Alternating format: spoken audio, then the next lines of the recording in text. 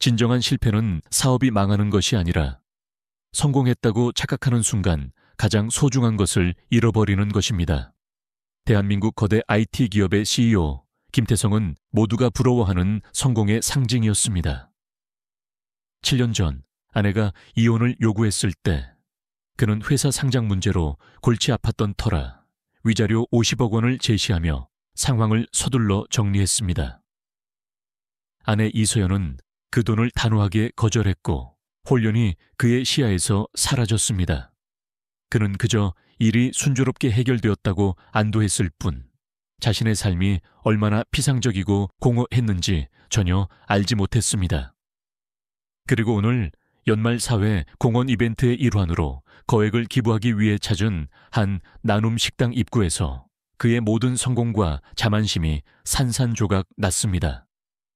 수백만 원짜리 코트깃을 세우고 카메라 앞에서 억지로 미소 짓던 그에게 낡은 옷을 입고 배급을 기다리는 줄에 서 있던 너무나 익숙한 뒷모습이 눈에 들어왔습니다. 7년 전 헤어진 전처 이서연이었습니다. 하지만 더욱 충격적이고 믿을 수 없는 것은 그녀의 양손을 꼭 잡고 서 있던 6살쯤 되어 보이는 쌍둥이 아이들이었습니다. 아들 하준이와 딸 리나. 특히 아들의 눈매와 앙담은 인매는 김태성의 어린 시절 사진을 보는 듯이 닮아 있었습니다. 그녀는 태성을 보자마자 마치 얼음 조각처럼 굳어버렸고 아무런 감정 없는 차가운 얼굴로 아이들의 손을 더욱 세게 잡으며 황급히 그 자리를 피했습니다. 김태성은 숨이 멎는 듯한 충격과 함께 온몸의 힘이 풀렸습니다. 위자료 50억 원을 거부하고 자취를 감춘 여자가 왜 이런 곳에서 끼니를 해결하고 있는 것일까? 그리고 왜 아이들은 자신의 얼굴을 하고 있는 것일까? 그는 그저 셔터 세례를 받으며 서 있어야 할 식당 입구, 차가운 바닥에 그대로 무릎을 꿇고 주저앉아 버렸습니다. 7년간 외면했던 혹은 외면당했던 뼈아픈 진실이었습니다. 이제 우리는 성공이라는 허상 뒤에 숨겨진 7년의 후회와 한 남자의 눈물겨운 속죄를 따라가 보려 합니다. 진정한 실패는 사업이 파산하는 순간이 아니라 자신이 성공의 정점에 있다고 확신하는 바로 그 순간 가장 소중한 것을 잃어버리는 데서 시작됩니다. 오늘 우리가 이야기할 주인공 김태성은 대한민국의 거대 IT 기업 이노베이트 코리아의 CEO입니다. 그는 3천억 원의 연 매출을 올리는 중견기업을 맨손으로 일궈낸 신화적인 인물이었고 그의 삶 전체는 성공이라는 단어로만 정의되었습니다. 완벽주의자이며 일 중독자인 그는 하루 16시간 이상을 회사에서 보냈고 그의 세계에서 인간적인 감정이나 사치는 비효율적인 에너지 낭비일 뿐이었습니다. 김태성은 성공을 향한 질주를 위해 모든 것을 희생했습니다. 그리고 그 희생물 중 가장 큰 것은 바로 가정이었죠. 7년 전 아내 이서연이 이혼을 요구했을 때 그는 막 기업 공개 IPO를 앞두고 있던 터라 소송이 길어지는 것을 극도로 경계했습니다. 그는 변호사를 통해 위자료 50억 원을 제시하며 깔끔하고 신속한 이별을 원했습니다. 놀랍게도 이서연은 그 거액의 위자료를 단 한 푼도 받지 않고 그저 조용히 떠나고 싶다는 말만 남긴 채 사라졌습니다. 김태성은 당시 그것을 행운이라고 생각했습니다. 회사 이미지를 지킬 수 있었고 재산 분할의 부담도 없앨 수 있었으니까요. 그는 단지 아내가 돈보다 조용함을 택한 고집 센 여자라고만 치부했을 뿐 그 거절 속에 담긴 깊은 절망과 경멸을 읽어낼 능력이 없었습니다. 텅 빈 강남의 최고급 펜트하우스에서 그는 성공의 잔을 마셨지만 그 잔은 늘 차갑고 공허했습니다. 그는 그 공허함을 더 많은 일과 더 큰 성공으로 채우려 했을 뿐입니다. 그리고 7년이 지난 오늘 11월의 서울은 비가 그친 뒤 축축하고 스산했습니다. 김태성은 몸값 수백만 원을 호가하는 맞춤 코트에 깃을 세우고 자신이 창업한 이노베이트 코리아의 연말 사회 공원 이벤트 장소인 나눔 식당 앞에 섰습니다. 겉으로는 따뜻한 마음을 나누는 행사였지만 그의 속마음은 달랐습니다. 그저 기업의 이미지를 위한 PR 쇼였고 그는 이 지루한 일정이 빨리 끝나기만을 바랐습니다. 카메라 앞에서 밝게 웃으며 1,000만 원짜리 기부금 수표 모형을 들고 포즈를 취했지만 그의 눈빛은 냉담했습니다. 김태성 사장님, 한 장 더 부탁드립니다. TV 방송국 기자의 요청에 그는 마지못해 포즈를 취했지만 마음속으로는 짜증이 치밀었습니다. 38세의 젊은 나이에 자수성가한 CEO, 미디어는 그를 스토리텔링하기에 완벽한 소재였습니다. 바로 그때였습니다. 식당 입구에서 한 여자의 뒷모습이 그의 시야에 걸려들었습니다. 어깨까지 내려오는 단발머리, 낡고 오래된 회색 패딩 재킷, 그리고 양손에 하나씩 단단히 쥐고 있는 작은 손 2개. 그의 심장이 갑자기 경고음을 울리며 세차게 뛰기 시작했습니다. 설마, 그럴 리가. 그는 무의식적으로 한 걸음 앞으로 내디뎠습니다. 여자가 고개를 돌려 그를 향했을 때 김태성은 숨이 멎는 것 같았습니다. 이서연이었습니다. 7년 전 자신의 곁을 떠났던 전처. 그녀의 얼굴은 예전보다 훨씬 초췌해 보였습니다. 광대뼈가 도드라졌고 입술은 핏기 없이 건조했습니다. 명품 브랜드 가방을 들고 다니던 그녀는 이제 낡아빠진 에코백을 메고 있었습니다. 하지만 김태성을 더욱 경악하게 만든 것은 그녀의 양옆에 서 있던 2 아이였습니다. 똑같이 생긴 6살쯤 되어 보이는 쌍둥이였습니다. 아들과 딸. 김태성과 이서연의 시선이 교차했습니다. 1초, 2초, 3초. 이서연의 표정에는 어떤 감정도 읽히지 않았습니다. 마치 처음 보는 사람을 대하는 것처럼 무표정이었습니다. 엄마, 저 아저씨 왜 우리를 계속 쳐다봐? 아들의 목소리가 들려왔습니다. 김태성의 가슴이 미어지는 듯 했습니다. 아이는 그를 똑바로 응시했습니다. 그 눈빛은 낯설었지만 동시에 어딘가 모르게 낯익었고 마치 거울을 보는 듯한 이상한 기시감을 안겨주었습니다. 몰라. 어서 가자.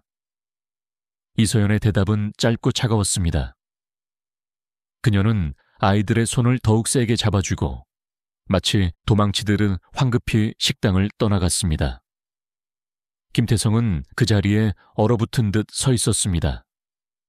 7년 전 50억 원을 거절하고 떠난 여자.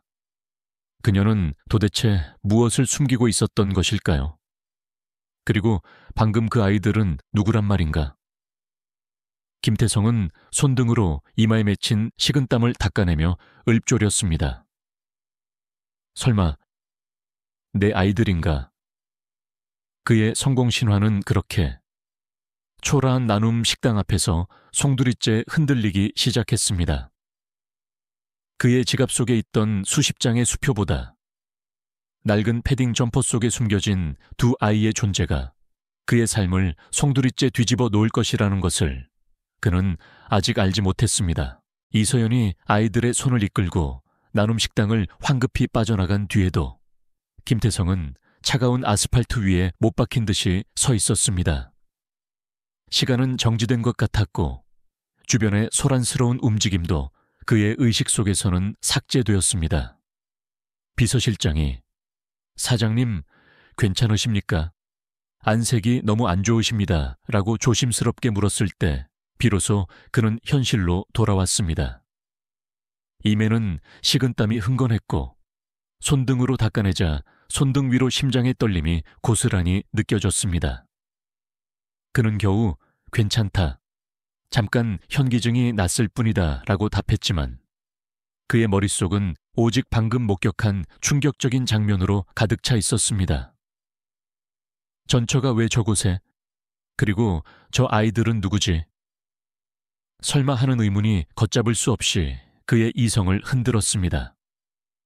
두 아이 하준이와 리나의 얼굴은 낯선 듯 익숙했고 특히 아들 하준의 눈매는 7년 전 자신의 모습을 보는 듯한 착각마저 불러일으켰습니다. 그는 황급히 식당 밖으로 뛰쳐나갔지만 이미 이서연과 아이들은 인파 속으로 사라진 뒤였습니다. 젖은 거리에는 바쁘게 움직이는 사람들만이 가득했습니다. 김태성은 비서실장에게 차를 잠시 기다리게 하고 혼자 걷겠다고 말했습니다. 그리고 잠시 후 평생 완벽주의자로 살아왔던 그답지 않은 지시가 내려졌습니다. 오늘 스케줄은 전부 취소해. 오후 2시에 투자자 미팅도 취소해.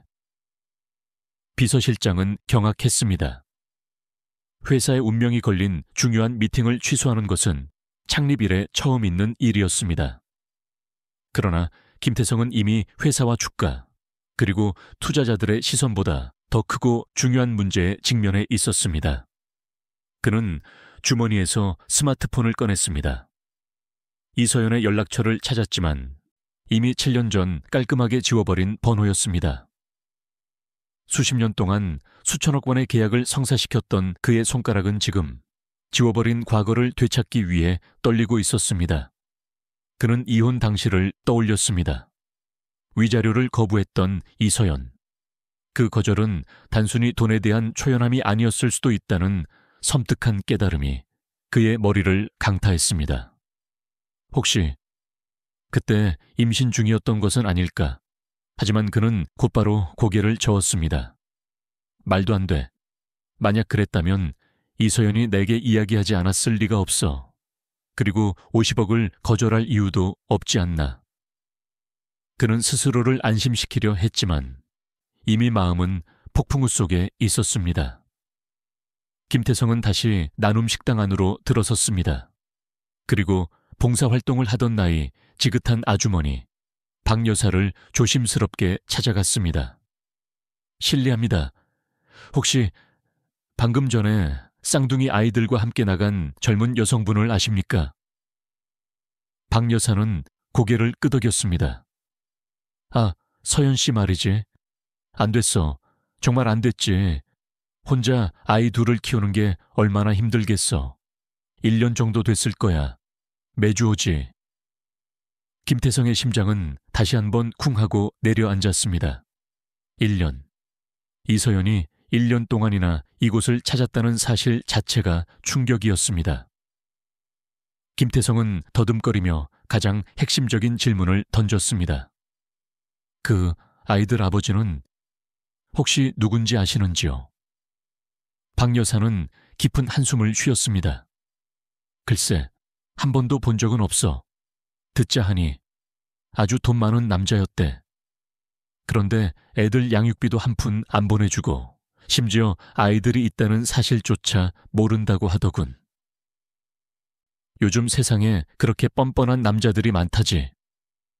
박 여사의 얼굴에는 분노와 연민이 뒤섞여 있었습니다. 김태성은 그 말을 듣는 순간 온몸의 피가 차갑게 식는 것을 느꼈습니다. 돈 많은 뻔뻔한 남자. 양육비도 안 보내는 아버지. 그것은 정확히 자신을 가리키는 말이었기 때문입니다. 박 여사의 말은 비수가 되어 심장 깊숙이 박혔습니다. 김태성은 휘청거리며 식당을 나섰습니다. 머리가 지끈거렸고 가슴이 답답해 제대로 숨을 쉴 수 없었습니다. 수백만 원짜리 가죽 구두가 길가의 무릉덩이를 밟았지만 그는 알아차릴 여유조차 없었습니다. 그는 길가의 벤치에 힘없이 주저앉아 두 손으로 얼굴을 가렸습니다. 성공을 위해 달려왔던 7년의 시간들이 산산조각난 유리 파편처럼 그의 머릿속을 스치고 지나갔습니다. 그는 자신이 그토록 경멸하던 돈 많은 쓰레기였을지도 모른다는 끔찍한 가능성에 직면했습니다. 이서연이 50억 원을 거절했던 이유, 그것은 그가 주는 돈이 아니라 그가 가진 무관심과 오만으로부터 아이들을 지키기 위한 처절한 방패막이었을지도 모른다는 생각에 이르자 그는 견딜 수 없는 고통을 느꼈습니다. 벤치에 앉아 한참을 흐느끼던 그는 주머니에서 다시 전화기를 꺼냈습니다. 비서실장에게 전화를 걸었습니다. 자네, 사람을 써서 이서연이라는 여자를 찾아보게. 지금 어디에 살고 무엇을 하고 있는지 내 전처네. 그리고 가장 중요한 것, 아이가 있는지 없는지 알아봐. 비서실장은 놀랐지만 더 이상 묻지 않았습니다. 이미 김태성의 목소리에서 예전과는 다른 절박한 무언가를 감지했기 때문입니다. 김태성은 창밖으로 고개를 돌렸습니다. 다시 비가 내리기 시작했고 빗줄기는 점점 굵어졌습니다. 그의 머릿속에는 오직 하나의 생각만이 맴돌았습니다. 왜 이서연은 말하지 않았을까? 저 아이들이 내 아이라면 나는 지난 7년간 도대체 무엇을 위해 살아왔던 것인가? 분노인지 슬픔인지 후회인지 알 수 없는 감정들이 뒤섞여 그의 가슴을 짓눌렀습니다.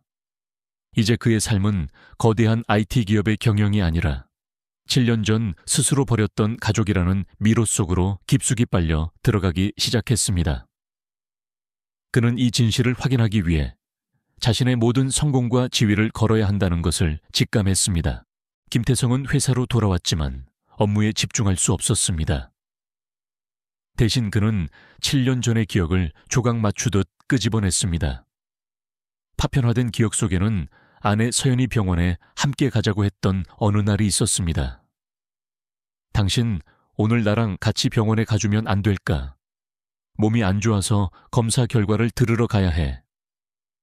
하지만 그날 김태성은 실리콘밸리 투자자와의 화상회의를 핑계로 서연의 부탁을 단번에 거절했습니다. 지금 회사가 얼마나 중요한 시기인지 모르나. 상장만 하면 수천억대 자산가가 되는 거야. 조금만 참아. 그날 밤 서연은 혼자 응급실로 실려갔고 김태성이 이 사실을 안 것은 다음 날 비서의 보고를 통해서였습니다. 그리고 얼마 지나지 않아 서연은 이혼을 통보했습니다. 김태성은 오히려 화를 냈습니다. 이 중요한 시기에 그는 자신의 오만과 무관심이 서연의 간절한 요청들을 어떻게 짓밟았는지, 그리고 서연이 그때 아마도 혼자 임신이라는 엄청난 소식을 받아들여야 했을 거라는 처절한 진실을 그제야 깨닫고 있었습니다. 김태성은 곧바로 대학 동기이자 대형 로펌의 파트너 변호사인 강현우를 불렀습니다. 가장 고급스러운 호텔바에 어둑한 조명 아래 그는 5만 원짜리 위스키 잔을 만지작거렸습니다. 일주일 전 나눔 식당에서 목격한 모든 것을 털어놓자 현우는 오랫동안 침묵했습니다. 서연 씨가 임신 중일 가능성은 생각해 보지 않았나? 50억 위자료마저 거절했다는 것이 조금 이상하지 않나? 김태성은 격렬하게 부인했습니다. 말도 안 돼. 그랬다면 서연이가 나한테 숨길 리가 없잖아. 그리고 그 돈을 거절할 이유가 어디 있어? 김태성은 단호하게 말했지만 심장 깊은 곳에서는 확신이 흔들리고 있었습니다. 현우는 잠시 망설이다가 입을 열었습니다. 사실 서연 씨 연락처를 알고 있어. 작년에 우연히 만났지. 김태성은 벌떡 일어섰습니다. 왜 말 안 했어? 현우는 손짓으로 그를 제지했습니다. 서연 씨가 부탁했네. 절대로 김태성한테는 말하지 말라고. 그리고 내가 물었네. 아이들 아버지가 태성이냐고.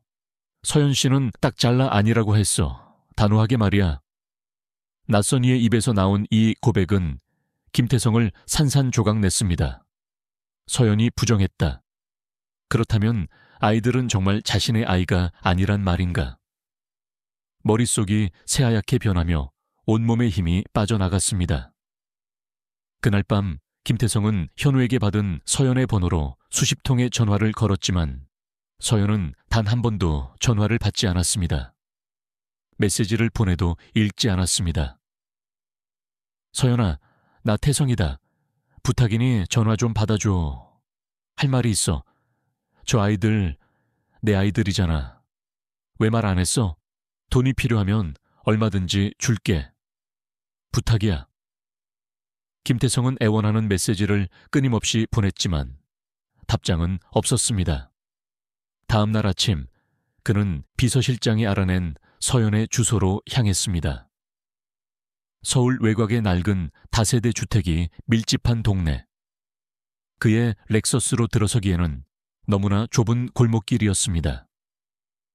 그는 급히 국산 세단으로 갈아탔지만 여전히 동네와는 이질적이었습니다. 퀴퀴한 냄새가 나는 좁은 계단, 금이 간 타일, 녹슨 철문. 그가 발견한 것은 반지하방이었습니다. 과거 도심의 최고급 펜트하우스에 살던 여자가 이런 곳에 살고 있다니. 그는 숨을 고르고 인터폰을 눌렀습니다. 한참을 기다려도 대답이 없자 문을 두드렸습니다. 서연아, 나 태성이다. 잠깐만이라도 이야기하고 싶어. 그러자 문이 아주 조금 열렸고 그 틈 사이로 서연의 차가운 눈빛이 보였습니다. 김태성이 잔뜩 비를 맞아 젖은 모습이었음에도 그녀의 표정에는 어떤 동요도 없었습니다. 용건 없으시면 돌아가세요. 서연의 목소리는 얼음처럼 차가웠습니다.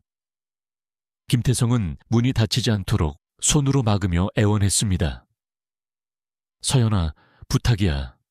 저 아이들, 내 아이들 맞잖아. 왜 성이 김씨인데? 왜 나랑 똑같은 성을 쓰고 있어? 그리고 왜 이런 곳에서 살면서 나한테 연락 한 번 하지 않았어? 돈이 필요했다면.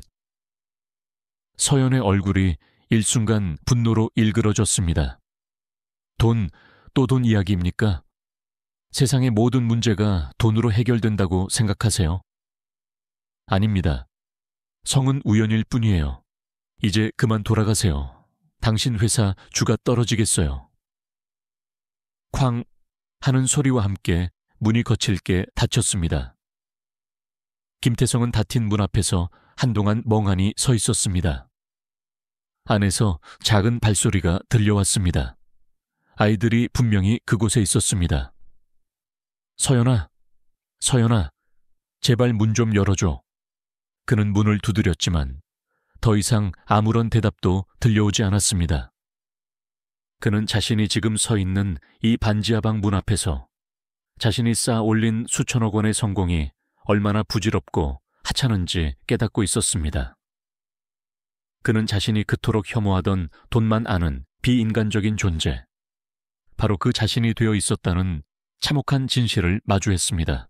반지하 문 앞에서 서연에게 처절하게 거부당한 후 김태성은 회사로 돌아왔지만 이미 그의 삶의 중심축은 완전히 기울어진 상태였습니다. 수천억 원짜리 프로젝트도 긴급 임원회의도 그의 귀에 들어오지 않았습니다. 그는 곧바로 비서실장에게 이서연의 신상과 생활을 다시 한번 철저히 조사할 것을 지시했습니다. 그리고 충격적인 보고를 받았습니다. 사장님, 이서연 씨는 집 근처 작은 카페에서 주 40시간 최저 임금 수준으로 일하고 있습니다.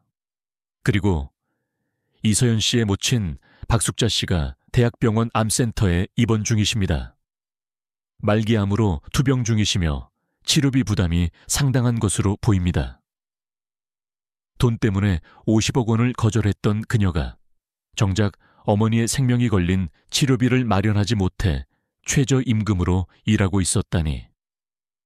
김태성의 가슴은 무너져 내렸습니다. 그녀가 그토록 도움을 거부했던 이유가 바로 어머니의 병 때문일 수도 있다는 섬뜩한 깨달음이었습니다. 그는 자신의 렉서스 대신 눈에 띄지 않는 국산 세단을 몰고 서연의 집 근처를 맴돌았습니다. 멀리서 본 서연은 편의점에서 김밥 한 줄과 우유를 사서 근처 공원 벤치에서 점심을 때우고 있었습니다. 김태성이 더욱 고통스러웠던 순간은 하준이와 리나가 학교 후 집에 가는 길에 나눈 대화를 엿들었을 때였습니다. 엄마, 철수 아빠는 벤츠 타고 왔는데 아칸, 우리 아빠는 언제 와? 엄마, 나도 반 친구들처럼 피자 먹고 싶어. 참버층. 서연은 다음 달에는 꼭 사줄게 라고 말하며 아이들을 달랬지만 그 목소리에는 죄책감과 슬픔이 가득했습니다. 수백만 원짜리 식사를 매일 하던 김태성은 자신의 아이들이 피자 한 조각, 아버지의 존재를 그리워하며 저렇게 작은 기쁨조차 누리지 못한다는 사실에 질식할 것 같았습니다. 그는 몰래 편의점에 들어가 현금 5만 원을 놓고 저 아이들이 사가는 것은 무조건 계산해 주세요 라고 부탁한 뒤 자리를 떠났습니다. 며칠 후 김태성은 더 이상 지체할 수 없다고 판단하고 박숙자 씨가 입원해 있는 대학병원 암센터로 향했습니다. 복도 끝 621 2호실 앞에서 망설일 때 한 중년 여성 송미애, 이 보온병을 들고 그에게 다가왔습니다. 송미애 씨는 서연과 아이들을 보살펴주는 이웃이자 반지하방의 주인이었습니다. 그녀는 김태성의 옷차림과 낯선 분위기를 보고 경계했지만 곧 그가 이서연의 전 남편이라는 소문을 떠올리고는 냉담하게 그를 카페로 이끌었습니다. 서연 씨가 얼마나 고생했는지 당신은 알기나 해? 송미애 씨의 첫마디는 비난이었습니다. 그녀는 서연이 만삭의 몸으로 비 오는 날 버스 정류장에서 쓰러져 응급실에 실려갔던 날, 쌍둥이를 임신했다는 사실을 혼자 확인했던 날의 이야기를 담담하게 풀어놓았습니다. 혼자 아이 둘을 어떻게 키울 거냐고 물었더니 그 착한 아이가 눈물을 쏟으면서 아이들에게는 죄가 없으니 반드시 훌륭하게 키워 보이겠다 고 하더군. 송미애 씨는 자신의 딸 또한 30년 전 남편에게 버림받고 홀로 아이를 키우다 세상을 떠났던 아픈 기억이 있어 서연을 모른 척할 수 없었다고 털어놓았습니다. 그래서 그녀는 반지하방의 월세를 거의 받지 않으며 서연을 도와왔던 것입니다. 송미애 씨는 김태성에게 충고했습니다. 서연 씨는 당신을 쉽게 용서하지 못할 걸세. 상처가 너무 깊어. 하지만 아이들은 달라. 아버지를 그리워하고 있어. 특히 하준이는 아빠가 필요한 나이야. 그녀는 돈이나 지위를 내세우지 말고 아주 천천히 서연 씨의 자존심을 건드리지 않으면서 미션 실집 연습해요. 다가가야 한다고 경고했습니다. 김태성은 용기를 내 박숙자 씨의 병실로 향했습니다. 산소 마스크를 쓰고 뼈만 앙상하게 남은 그녀의 모습에 그는 무릎을 꿇었습니다. 어머니, 늦었습니다. 정말 죄송합니다. 숙자 씨는 힘없이 미소 지었지만 눈빛은 또렷했습니다. 그녀는 김태성의 차가운 손을 잡았습니다. 아이들은 네 아이들이 맞단다. 김태성은 결국 숨이 끊어지는 듯한 고통과 함께 오열했습니다. 숙자 씨는 떨리는 목소리로 모든 진실을 털어놓았습니다. 내 어머니가 내게 심한 말을 했단다. 아이를 지워라. 돈은 얼마든지 줄 테니 아들의 앞길을 막지 말라고. 서연이는 아이들을 당신 집안의 차가운 힘으로부터 지키기 위해 모든 것을 숨기고 도망쳤던 거야. 김태성은 자신의 어머니가 저질렀던 잔인한 행위와 그 때문에 7년 동안 고통받았을 아내와 아이들을 생각하며 울부짖었습니다. 숙자 씨는 모든 기력이 소진된 듯 작게 속삭였습니다. 내가 없으면 서연이와 아이들을 부탁하네. 약속해 주렴. 내가 이 말을 하려고 지금까지 버텼단다. 김태성은 숙자 씨의 손을 잡고 맹세했습니다. 네, 어머니, 약속합니다. 반드시 지키겠습니다. 제가 최고의 의료진을... 숙자 씨는 고개를 저으며 눈을 감았습니다. 그 순간 병실 문이 열리고 이서연이 들어섰습니다. 김태성을 본 그녀의 얼굴은 완전히 굳어버렸습니다. 모든 진실을 알고도 그녀는 여전히 김태성을 거부하고 있었습니다. 장모 박숙자 씨가 눈을 감은 후 김태성은 더 이상 물러설 곳이 없었습니다. 어머니의 마지막 유언과 송미애 씨의 충고는 그에게 유일한 생애 지침이었습니다. 그는 송미애 씨를 다시 찾아갔습니다. 송미애 씨는 눈물 젖은 얼굴로 김태성을 맞았고 가방에서 낡은 수첩 하나를 꺼내주었습니다. 그 안에는 이서연이 나눔 식당에서 봉사하는 요일과 시간이 꼼꼼히 적혀 있었습니다. 이게 서연 씨가 가진 유일한 약점일세. 아이들은 아빠를 만나고 싶어 하고 서연 씨는 그곳에서는 당신을 함부로 쫓아내지 못할 테니. 하지만 명심하게 절대 서두르면 안 돼. 서연 씨 마음이 열릴 때까지 기다려야 해. 김태성은 그 수첩을 수천억 원짜리 계약서보다 더 소중하게 받았습니다. 다음 주 토요일 아침 6시, 김태성은 이미 나눔 식당 앞에 도착해 있었습니다. 200만 원짜리 코트와 넥타이는 벗어던지고 낡은 면바지와 후드티, 그리고 깊게 눌러쓴 모자를 착용했습니다. 억대 연봉 CEO의 흔적은 어디에도 없었습니다. 봉사 시작 시간은 7시였지만 그는 일찍 와서 준비를 돕고 싶었습니다. 식당 주방 안은 벌써부터 분주했습니다. 송미애 씨를 비롯한 몇몇 봉사자들이 된장찌개를 끓이고 밥을 준비하고 있었습니다. 김태성은 난생 처음 해보는 육체노동에 당황했습니다. 쌀포대를 나르다가 어깨를 삐끗했고 뜨거운 냄비에 손을 살짝 데이기도 했습니다. 그의 손은 평생 펜이나 골프채, 그리고 스마트폰만 잡아왔기에 굳은 살 하나 없었지만 그는 묵묵히 시키는 일을 해냈습니다. 그는 지금껏 경험해보지 못한 종류의 땀을 흘리고 있었습니다. 오전 9시 사람들이 줄을 서기 시작했습니다. 대부분은 노인들이었지만 이서연과 같은 젊은 엄마들과 아이들도 보였습니다. 김태성은 배식대 뒤에 서서 밥을 퍼주는 일을 맡았습니다. 10시쯤 익숙한 모습이 줄 끝에 나타났습니다. 이서연과 하준이, 리나였습니다. 이서연은 김태성을 보자마자 온몸이 경직되었고 얼굴은 분노와 당혹감으로 일그러졌습니다. 하지만 이미 줄을 선 뒤였고 아이들 앞에서 소란을 피울 수도 없었습니다. 아저씨다. 아저씨 여기서 일해요. 하준이가 김태성을 발견하고는 반갑게 손을 흔들었습니다. 리나 역시 해맑게 웃으며 인사했습니다.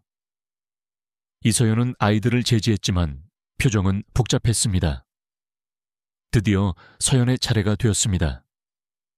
김태성은 아이들의 밥그릇에 밥을 가득 일부러 넘치도록 퍼주었습니다. 이서연은 낮은 목소리로 속삭였습니다.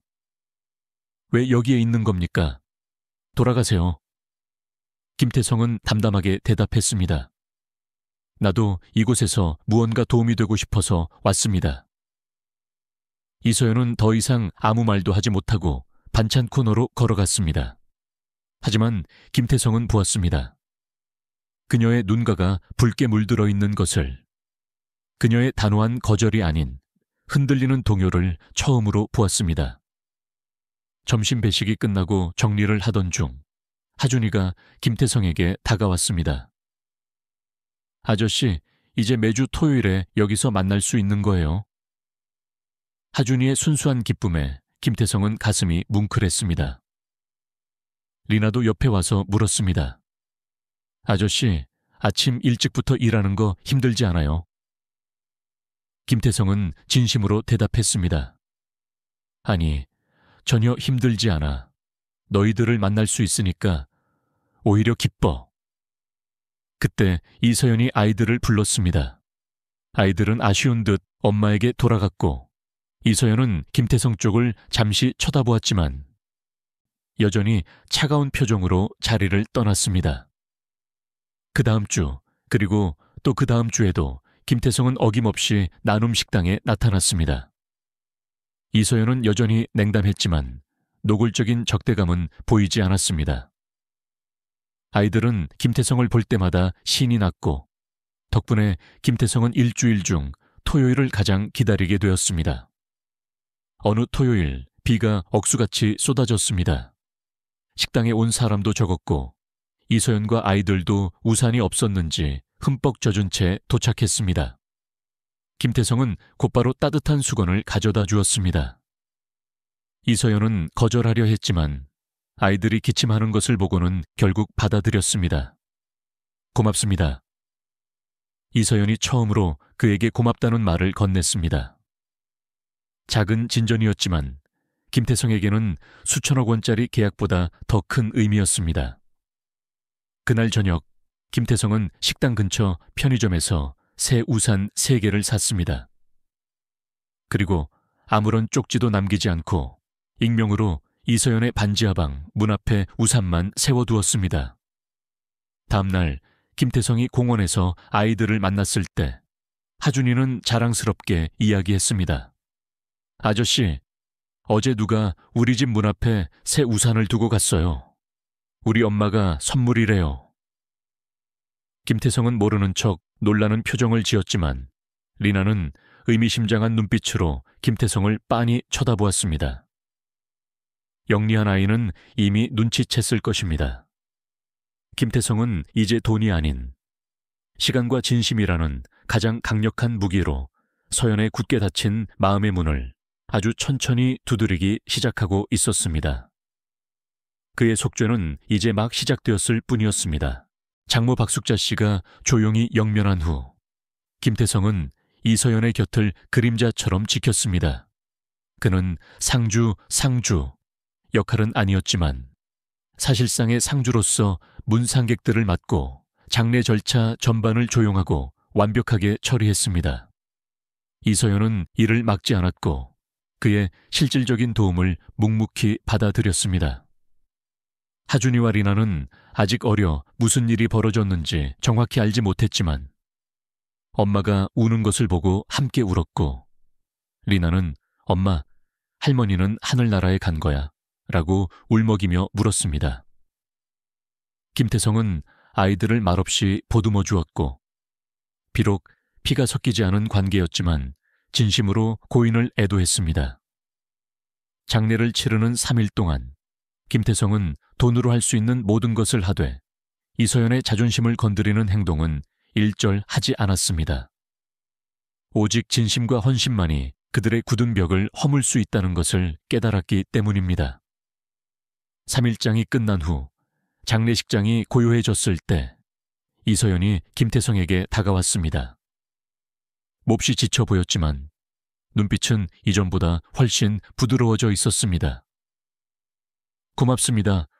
정말 큰 도움이 되었습니다. 그녀의 목소리에는 감사와 함께 미안함이 섞여 있었습니다. 김태성은 당연한 일을 했을 뿐이라고 답했습니다. 서연은 잠시 머뭇거리더니 조심스럽게 입을 열었습니다.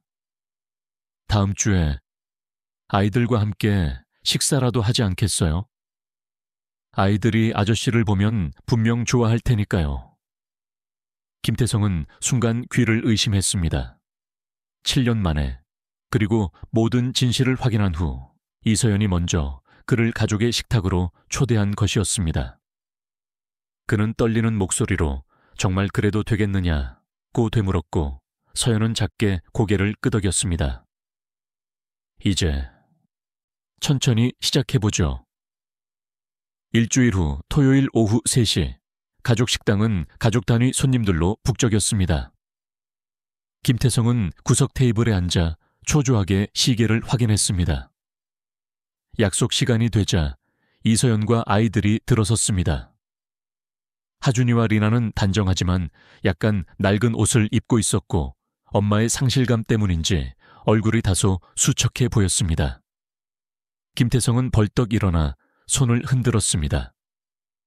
아저씨, 하준이가 먼저 달려왔고 리나도 뒤따랐습니다.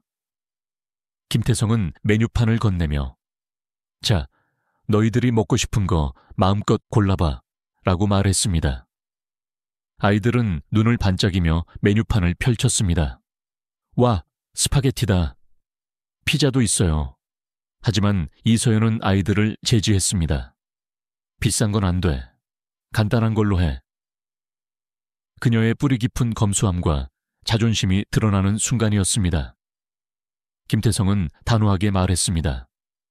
서연 씨, 오늘은 내가 대접하는 거야. 아이들이 먹고 싶은 걸로 시켜줘. 서연은 잠시 망설였지만 아이들의 간절한 눈빛에 결국 고개를 끄덕였습니다. 하준이는 까르보나라를, 리나는 토마토 스파게티를 골랐습니다. 이서연은 가장 저렴한 샐러드를 주문했습니다. 김태성은 피자와 음료를 추가로 주문하며 자신이 지난 7년간 놓쳐버린 이 아이들의 작은 기쁨을 이제라도 채워주고 싶었습니다. 음식을 기다리는 동안 하준이가 김태성을 빤히 쳐다보았습니다.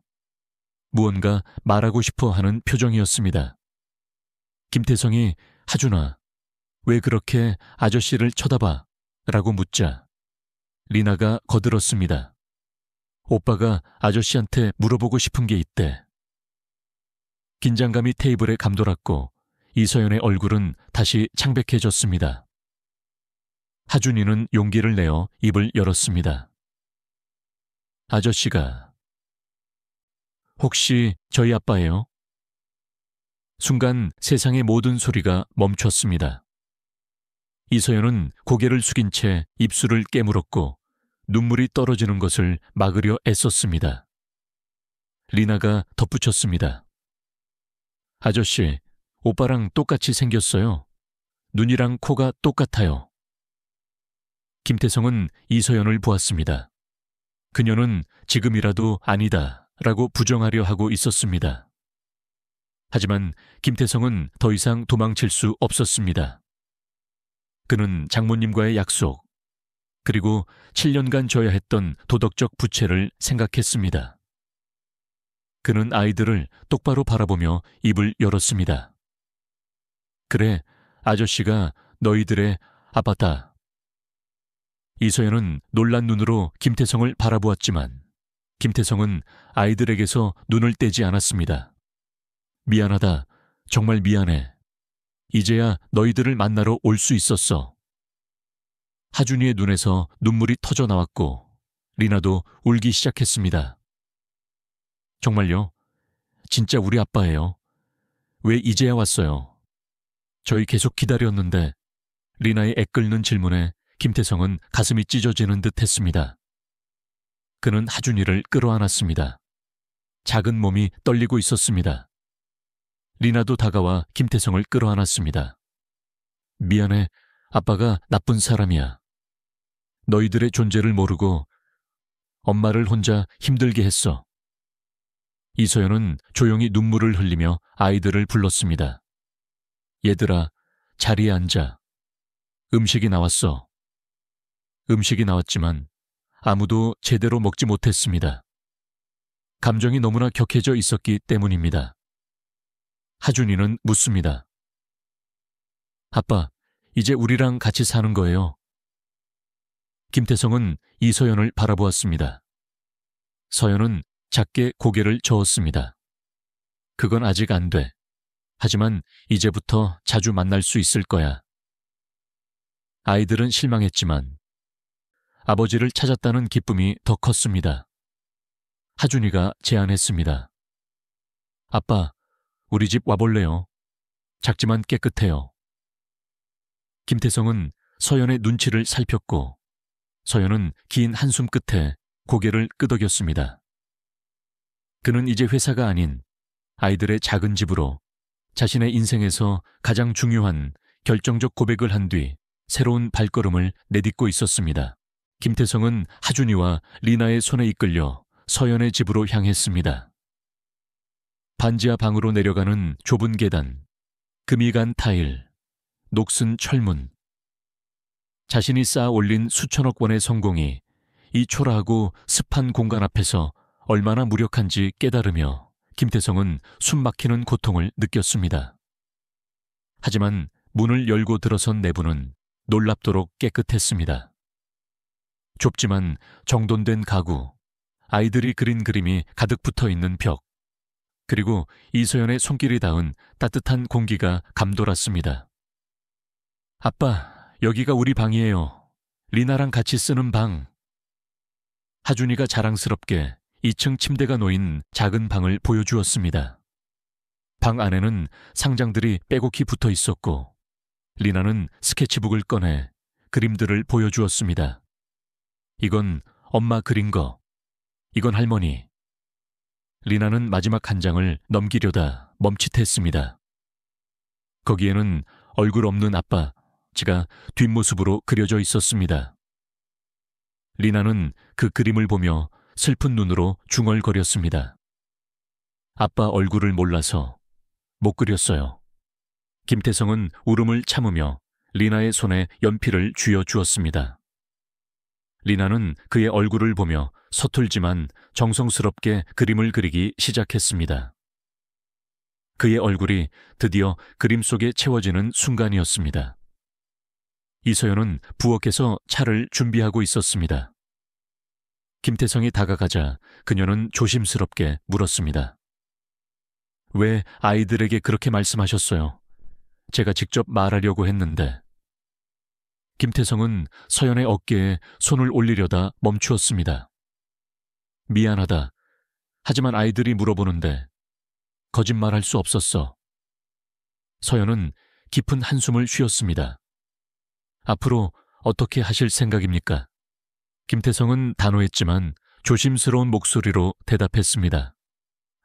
너희들이 원하는 대로 할 거야. 천천히. 하지만 절대 포기하지 않을 거야. 그날 밤 김태성은 서연의 권유로 거실 소파에서 잠이 들었습니다. 아니, 잠을 이루지 못했습니다. 새벽녘 하준이가 소파 옆으로 다가와 속삭였습니다. 아빠, 이거 꿈 아니죠? 진짜 아빠랑 같이 있는 거 맞죠? 김태성은 하준이를 꽉 안아주었습니다. 꿈 아니야. 아빠는 이제 여기 있을 거야. 약속. 잠시 후 리나도, 그리고 아이들이 사라진 것을 눈치챈 서연까지 모두 거실 바닥에 이불을 깔고 누웠습니다. 아이들이 가운데 김태성과 이서연이 양옆에 누운 채 그들은 비로소 가족이라는 이름 아래 처음으로 함께 잠들었습니다.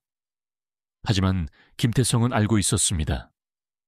물리적인 화해는 시작되었지만 이서연의 마음속에 쌓인 7년의 상처와 응어리는 아직 풀리지 않았다는 것을. 그녀의 자존심을 짓밟고 모친의 임종까지 홀로 감당하게 했던 죄책감을 씻어내기 위해서는 최후의 속죄가 필요했습니다. 다음 주 토요일, 나눔 식당에서 배식이 끝날 무렵 하늘에서 폭우가 쏟아지기 시작했습니다. 김태성은 자신의 차를 서연과 아이들이 있는 식당 입구에 세웠습니다. 그는 미리 준비한 우산이 있었지만 그것을 챙기지 않았습니다. 서연과 아이들이 식당 문을 열고 나서는 순간 김태성은 차에서 내려 곧바로 서연 앞에 섰습니다. 그는 주위의 시선이나 흙탕물을 전혀 개의치 않고 서연의 발밑, 차가운 빗물 속에 무릎을 꿇었습니다. 서연아. 김태성의 목소리는 빗소리보다 더 격렬하게 떨렸습니다. 주변 사람들이 놀라 웅성거렸지만 그는 아무것도 신경 쓰지 않았습니다. 굵은 빗방울이 그의 얼굴을 때렸고 눈물과 섞여 턱을 타고 흘러내렸습니다. 미안하다. 정말 미안해. 너를 혼자 두었어. 너에게 모든 짐을 지게 했어. 어머니 임종까지도 혼자 보내게 했어. 나는 너무 늦었어. 용서해줘. 부탁이야. 그의 절규는 돈이나 지위가 아닌 한 인간의 가장 처절한 후회였습니다. 이서연의 눈에서도 통제할 수 없는 눈물이 터져 나왔습니다. 그녀는 아이들을 잡고 있다가 천천히 김태성에게 다가갔습니다. 그리고는 무릎을 꿇은 김태성을 일으켜 세우려 했습니다. 일어나세요. 사람들이 보고 있어요. 하지만 김태성은 일어설 수 없었습니다. 너와 아이들을 지키지 못한 나를 용서할 수 없어. 정말 미안해. 이서연도 결국 빗물 속에 주저앉아 김태성과 마주했습니다. 그리고는 오랫동안 망설였던 모든 응어리를 토해내듯 김태성을 끌어안았습니다. 두 사람은 빗속에서 서로를 부둥켜 안고 울었습니다. 그 순간 하준이와 리나가 작은 우산을 들고 다가왔습니다. 엄마, 아저씨, 비 맞잖아요. 감기 걸려요. 아이들의 순수한 외침에 김태성과 서연은 겨우 몸을 일으켰습니다. 송미애 씨를 비롯한 봉사자들은 식당 안에서 눈물을 닦으며 이 장면을 지켜보았습니다. 늦어도 괜찮아. 돌아오는 게 중요하지. 송미애 씨가 나지막이 중얼거렸습니다. 이소연은 작은 목소리로 말했습니다. 돌아가요. 아이들이 젖었어요. 네 사람은 작은 우산 아래 몸을 붙인 채 걸어갔습니다. 하준이와 리나는 여전히 혼란스러운 표정이었지만 엄마와 아저씨가 울고 난 뒤 서로를 안아주는 모습에서 낯설지만 따뜻한 미래를 예감하고 있었습니다. 김태성은 생각했습니다. 비록 7년이라는 시간을 돌이킬 순 없지만 오늘 이 빗속의 눈물이 우리 네 사람의 새로운 시작이 될 것이다. 그의 속죄는 끝났고 이제부터는 가족으로서의 삶을 다시 쌓아 올려야 할 때였습니다.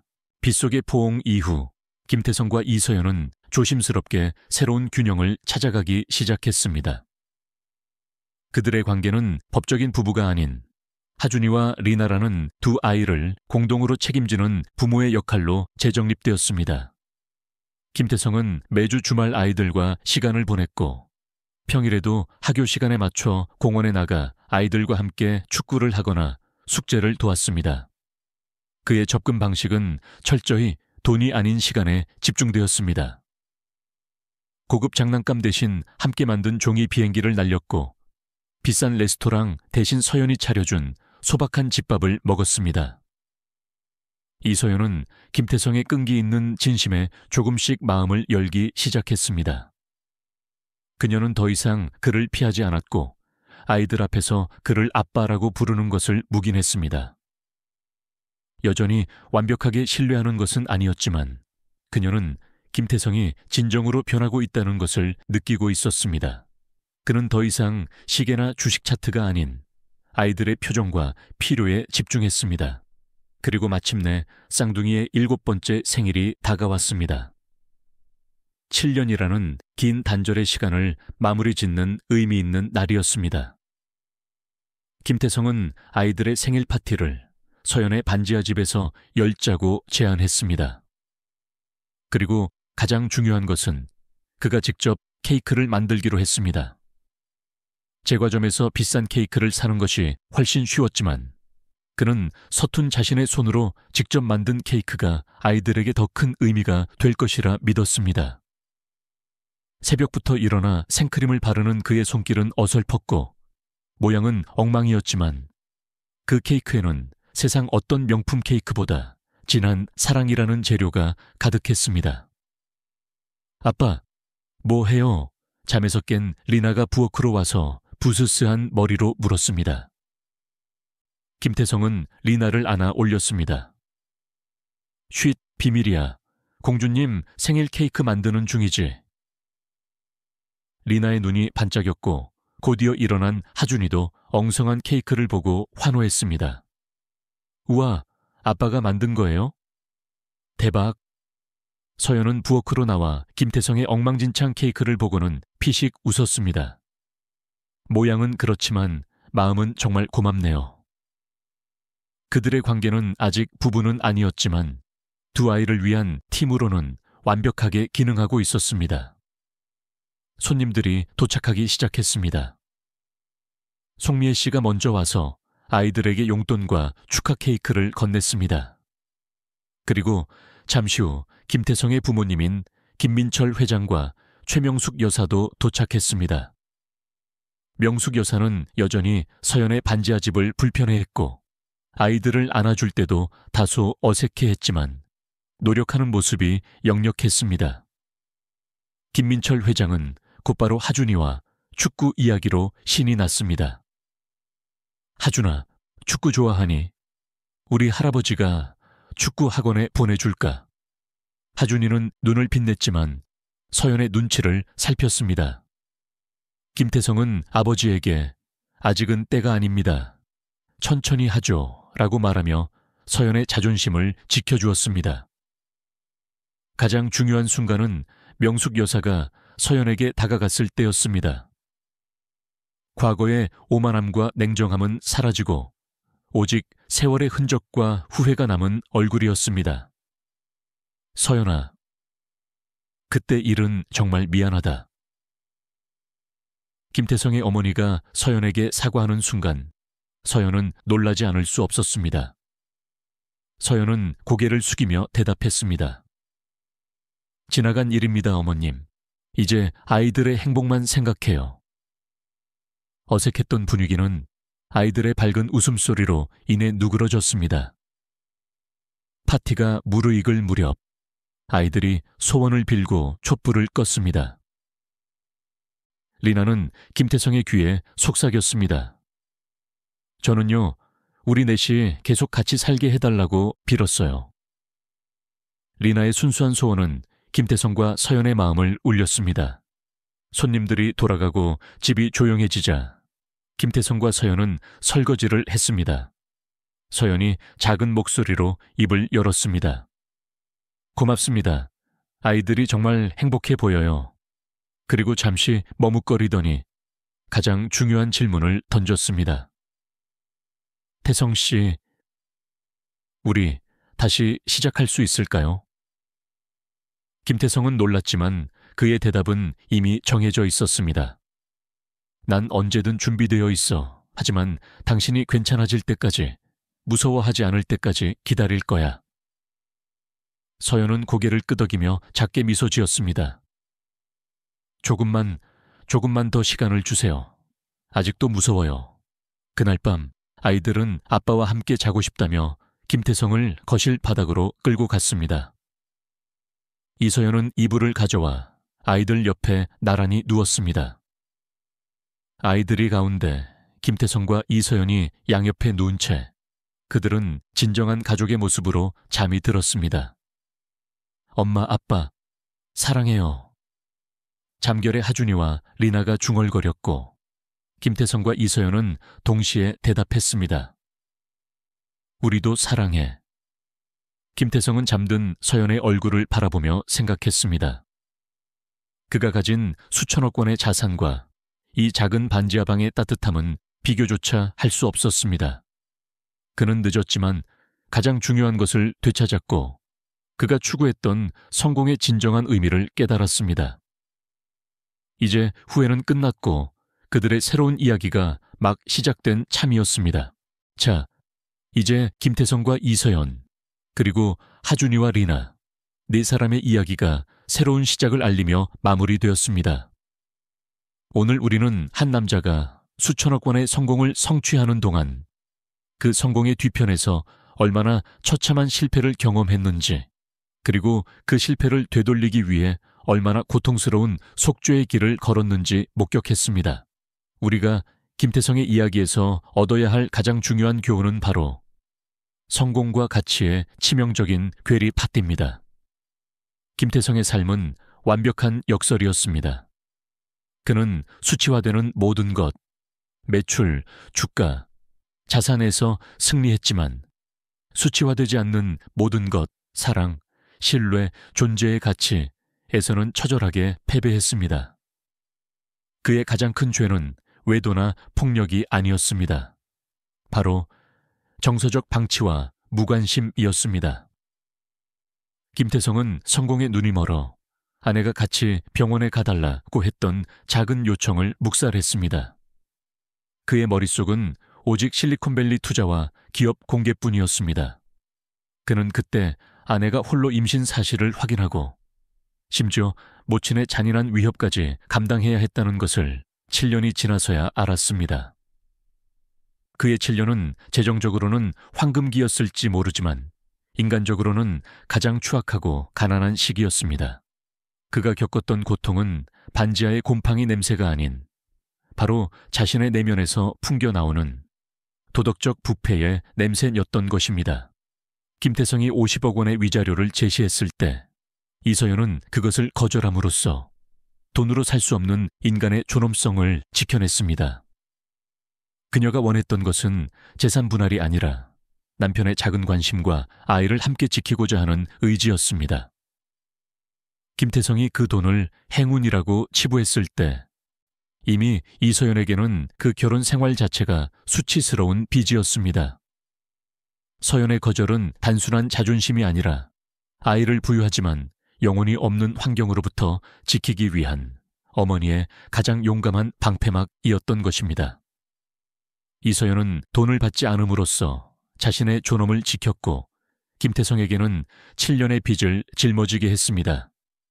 그렇다면 김태성은 어떻게 7년의 빚을 갚았을까요? 그는 돈으로 닫힌 문을 돈으로 열려고 시도했지만 번번이 실패했습니다.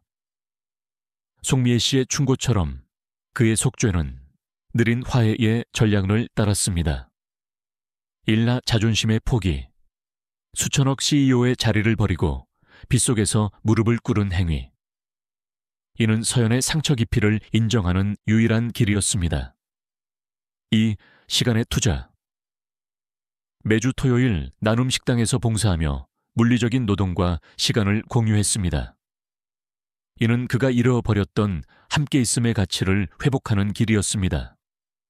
3. 익명의 도움.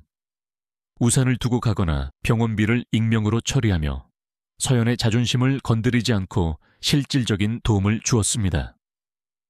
이러한 느린 노력이 결국 가장 중요한 결정적 순간, 즉 아이들의 순수한 질문, 아빠가 저희 아빠예요? 앞에서 진심의 고백으로 폭발하며 결실을 맺었습니다. 하준이와 리나의 잠결에 묻어나는 사랑해요 라는 속삭임은 김태성이 평생 쌓아 올린 어떤 성과 보고서보다 강력하고 진실된 성공의 지표였습니다. 김태성의 이야기는 우리에게 질문을 던집니다. 지금 당신의 삶에서 가장 중요한 것은 무엇입니까? 우리는 김태성처럼 나중에 성공하고 나서라는 핑계로 사랑하는 사람들의 요청을 외면하고 있지는 않습니까?